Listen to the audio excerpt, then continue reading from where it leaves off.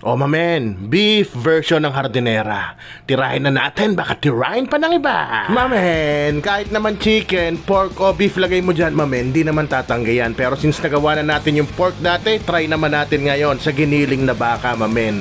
Tapos sa susunod, chicken naman, mamen. At sigurado ka namang masarap ang kanalabasan yan kasi bago mo siya ilagay sa hulmahan, mamen, natikman na natin, syempre, di ba?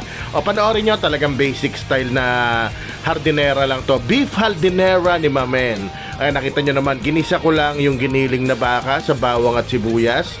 Tapos naglagay ako ng pampalasa, mamen. Ang nilagay ko, tomato sauce at oyster sauce. Ngayon naman, timplahan natin ng paminta.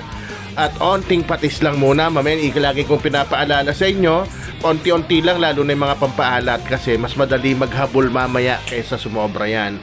Etong sugar, mamen, naglagay ako, pero kung ayaw mo maglagay, okay lang din naman. Tapos naglagay ako ng green peas, carrots, at tinihiwa-hiwang hotdog na maliliit lang, mamen. At ito pa isang magpapasarap dyan, nag-grate ako ng cheese. At dire-diretso lang tayo sa halo, mamen. Bahala ka na sa dami ng cheese. Kung marami ka dyan, mas marami, masarap sa yan, mamen. Pero mamaya, pwede tayo magdagdag. O ngayon, set aside muna natin yon. At ito, bubuin natin to dyan mamaya. Pero, ire-ready ko lang, mamantikaan ko na. Tapos nilagyan kong dahon ng saging, mamen. Para hindi talaga siya manikit. Para rin mas maganda tignan mamaya. Pag itinanggal na natin tong hardinera, beef hardinera, salyanera. Ayan ang mga pinang toppings ko. Nasa ilalim pa siya ngayon, pero mamaya babalik na rin natin yan. Carrots, pinya, hotdog, tapos itlog lang, mamen.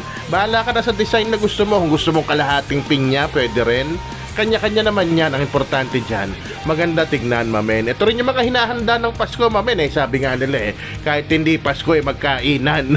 Ayan nga, pinalamig ko lang to. Kaya nilagay ko muna sa isang bowl. Kaya ako siya sinet aside para lumamig. At nilagyan ko ng 4 na itlog, mamen. Kasi kung di ko pa lalamigin yan, tas lalagay ko yung itlog, mamen, maluluto lang yung itlog.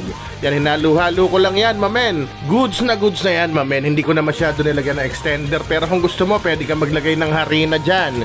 O kaya breadcrumbs, mamen, pamparami. Pero siyempre, since pambahay naman to, goods na yan para lasang-lasa yung ating beef sa ating hardinera. Ayun, yung itlog, tinira ko na yung natira.